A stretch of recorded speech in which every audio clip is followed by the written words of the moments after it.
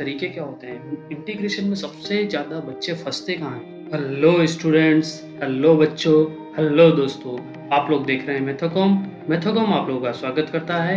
आज हम लोग डिप्लोमा मैथमेटिक्स लेक्चर सीरीज में इंटीग्रेशन का सेकंड लेक्चर लेकर आ गए हैं। जैसा कि आप लोग स्क्रीन पर देख पा रहे हैं, आज वाला लेक्चर राजस्थान डिप्लोमा के स्टूडेंट्स और यूपी डिप्लोमा के स्टूडेंट्स के लिए बहुत ही इम्पोर्टेंट होने वाला है। आज के लेक्चर में हम लोग बेसिकली बात करने वाले हैं कि इंटीग्रेशन और डिफरेंशिएशन, समाकलन और अवकलन में क्या संबंध है, इंटीग्रेशन कितने प्रकार का होता है, निश्चित अनिश्चित समाकलन को कैसे पहचाना जाता है, इंटीग्रेशन के कितने तरीके होते हैं, समाकलन करने के कितने तरीके हैं, कितने तरीकों से हम समाकलन कर सकते हैं। इसके अलावा इंटीग्रेशन और समाकलन से रिलेटेड जो बेसिक फॉर्मूले हैं उनको हम लोग देखेंगे और उनको कैसे याद किया जाता है, किन ट्रिक की हेल्प से उन फॉर्मूलों को आप लोग याद कर पाओगे और एग्जाम में क्वेश्चन अटेम्प्ट कर पाओगे।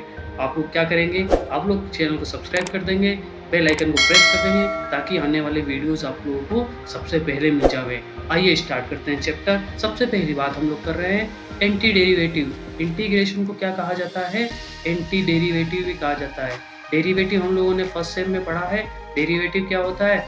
डिफरेंशिएशन। डेरिवेटिव क्या होता है? Differentiation, D by D x of x. किसी फंक्शन एक्स का डिफरेंशिएशन क्या कहलाता है? डेरिवेटिव कहलाता है। उस डेरिवेटिव का अगर हम इंटीग्रेशन ले ले तो वापस क्या मिल जाता है? फंक्शन मिल जाता है। इंटीग्रेशन और डेरिवेटिव में क्या डिफरेंस है कि इंटीग्रेशन और डिफरेंशिएशन एक दूसरे के जस्ट अपोजिट है।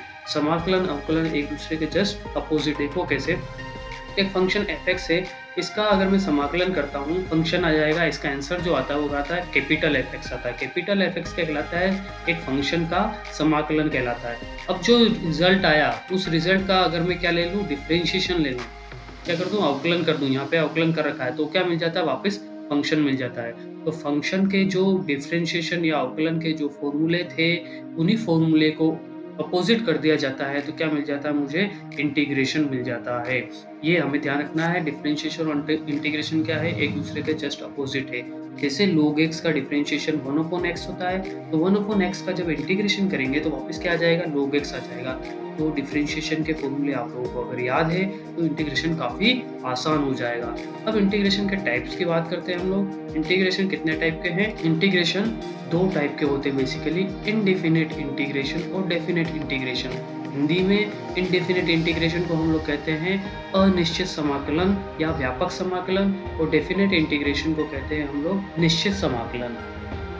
इनडेफिनेट इंटीग्रेशन में क्या होता है? कोई भी लिमिट नहीं होती। जैसे इंटीग्रेशन का सिंबल है ना, इसे इंटीग्रेशन सिंबल बोलते हैं। इसमें अपर लिमिट, उच्च लिमिट, निम्न लिमिट, कोई भी लिमिट नहीं होती, कोई भी सीमा नहीं दी होती है। तो वो क्या कहलाता है? इनडेफिनेट या अनिश्चित समाकलन कहलाता है। और डेफिनेट इंटीग्रेशन में क्या गिवन होता है? एक लिमिट गिवन होती है। ये इनकी पहचान है। अगर लिमिट गिवन है तो निश्चित समाकलन है, अगर लिमिट नहीं गिवन है तो अनिश्चित समाकलन है। इसके अलावा अनिश्चित समाकलन में जो आउटपुट आता है, जो समाकलन करने के बाद रिजल्ट आएगा, वो x के टर्म में आएगा। किसके टर्म में आएगा? x के टर्म में आएगा। और यहाँ पे इसके साथ हमेशा क्या लिखा जाता है? प्लस c कॉन्स्टेंट लिखा जाता है अनिश्चित समाकलन में। निश्चित समाकलन में जो आंसर आता है वो हमेशा किस टर्म में आता है? निश्चित समाकलन में हमें एक रिजल्ट में क्या मिलता है? नंबर मिलता है और उसकी कुछ लिमिट्स होती है। जैसे इसकी मैंने लिमिट रख दी, इसी क्वेश्चन में एक काम करते हैं हम, इस फंक्शन की लिमिट रख दी 0 से 3। 0 से 3 के बीच में मुझे इसका क्या करना है? समाकलन करना है। कैसे करेंगे? x के समाकलन का आंसर आता है x² अपॉन 2। और जब इसको सोल्व करते हैं तो 1/2 तो कहाँ जाता है? बाहर। और अंदर क्या होता है? लिमिट अप्लाई होती है x पे। सबसे पहले अपर लिमिट, उच्च सीमा, x की जगह क्या रखेंगे? 3 का स्क्वायर मतलब 9 minus lower limit. Lower limit क्या है? 0, मतलब 0 ही हो जाएगा। तो आंसर क्या जाएगा? 9/2।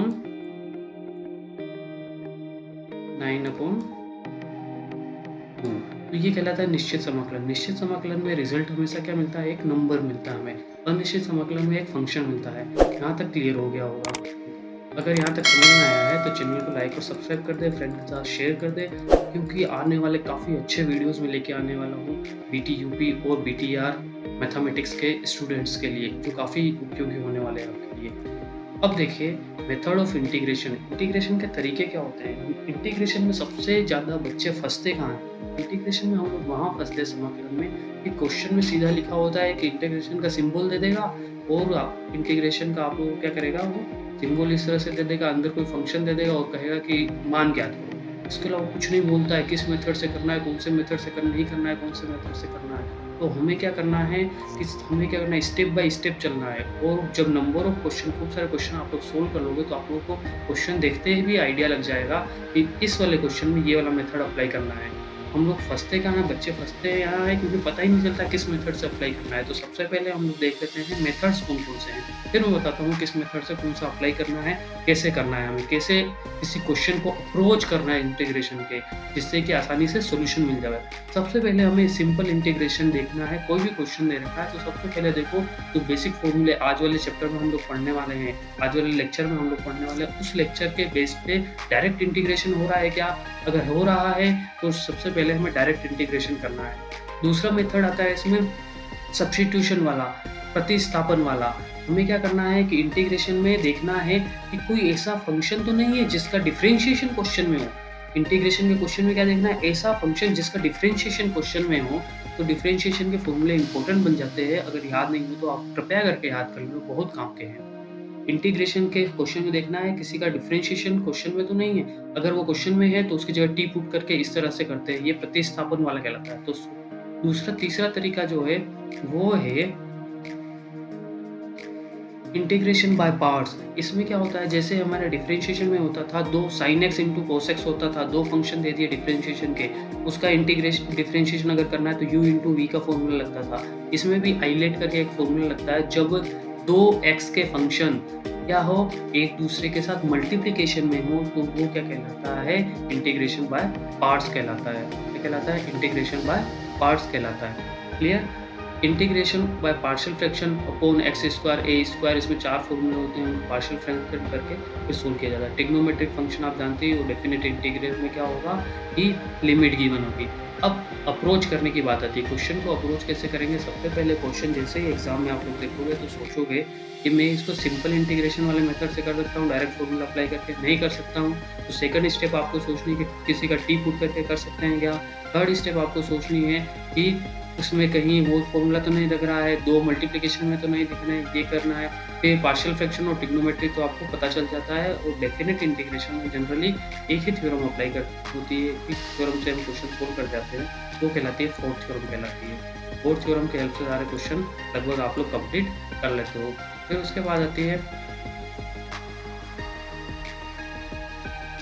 इंटीग्रेशन से रिलेटेड कुछ टर्मिनोलॉजीज और देख लेते हैं हम लोग। सबसे पहले इंटीग्रेशन हो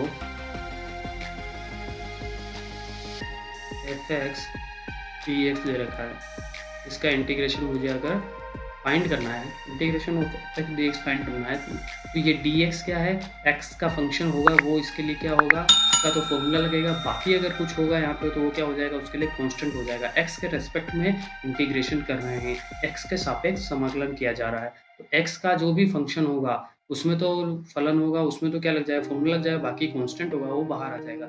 जैसे इसी क्वेश्चन में यहाँ पे क्या रख दूँ मैं, k और रख दूँ। तो इसका जब इंटीग्रेशन करेंगे तो k बाहर दे देंगे और यहाँ पे वापस क्या लग जाएगा, fx dx का फॉर्मूला अप्लाई हो जाएगा। इस तरह इंटीग्रेशन होता है। एक और टर्म आप लोग समझो कि अगर क्या दे रखा है, 2 फंक्शन दे दिए, इंटीग्रेशन ऑफ 2 फंक्शन दे दिए हमें, f1x प्लस इंटीग्रेशन ऑफ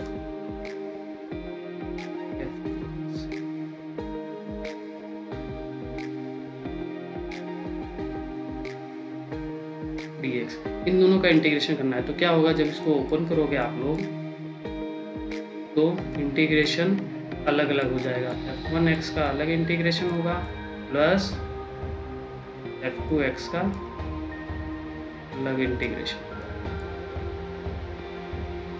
समझने वाली बात यह है कि 2 फंक्शन दे के प्लस माइनस में है तो इंटीग्रेशन भी प्लस माइनस में दोनों के साथ अलग अलग चला जाएगा। फिर उसके बाद कांस्टेंट वाला होगा, कांस्टेंट होगा तो बाहर आ जाएगा, इस तरह इंटीग्रेशन होगा तो अलग अलग चला जाएगा। अब हम बात कर लेते हैं इंटीग्रेशन के फॉर्मूले कौन कौन से हैं। तो फॉर्मूले देख लेते हैं हम लोग इंटीग्रेशन के। बेसिक फॉर्मूले की बात करेंगे आज हम लोग, बेसिक इंटीग्रेशन के फॉर्मूले की बात करेंगे, जिससे रिलेटेड आपकी पूरी फर्स्ट वाली एक्सरसाइज है, चैप्टर 1 है। चैप्टर 1 सबसे पहला फॉर्मूला जो बन के आता है यहाँ से कि x की पावर n का इंटीग्रेशन क्या होगा। x की पावर n का इंटीग्रेशन क्या होगा, xn+1/n+1।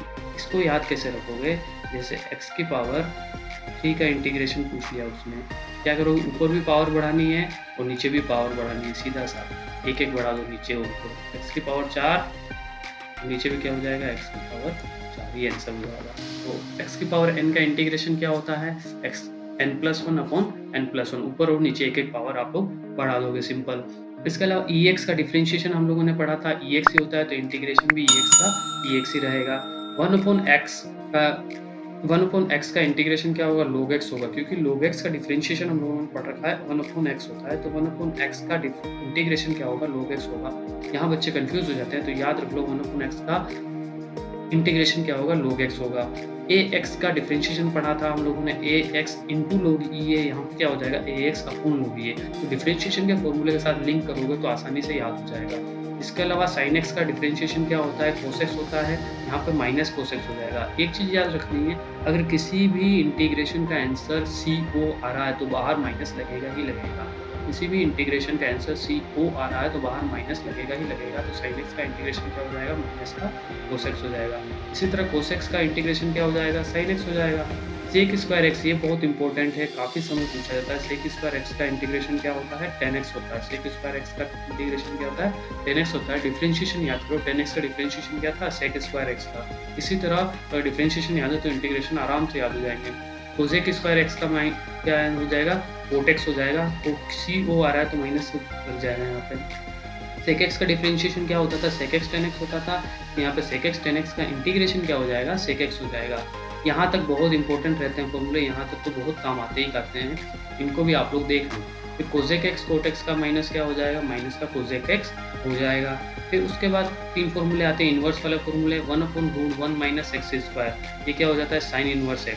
1/√1 - x² क्या हो जाता है, साइन इनवर्स x। और अगर यहाँ माइनस लग जाता है तो यही फॉर्मूला किसका हो जाएगा, कोस इनवर्स x का। 1/1 + x² किसका होगा, टेन इनवर्स x। बहुत ज़्यादा इंपॉर्टेंट है और बहुत ज़्यादा काम आता है, ये वाला बहुत ज़्यादा इंपॉर्टेंट फॉर्मूला है। 1/1 + x² किसका होता है, टेन इनवर्स x का। अगर यहाँ माइनस लग जाएगा तो ये किसका हो जाएगा, कोट इनवर्स x का हो जाएगा। 1/x√x² - 1 सेक इनवर्स x का, और यहाँ माइनस लग जाएगा तो क्या हो जाएगा, कोसेक इनवर्स x का हो जाएगा।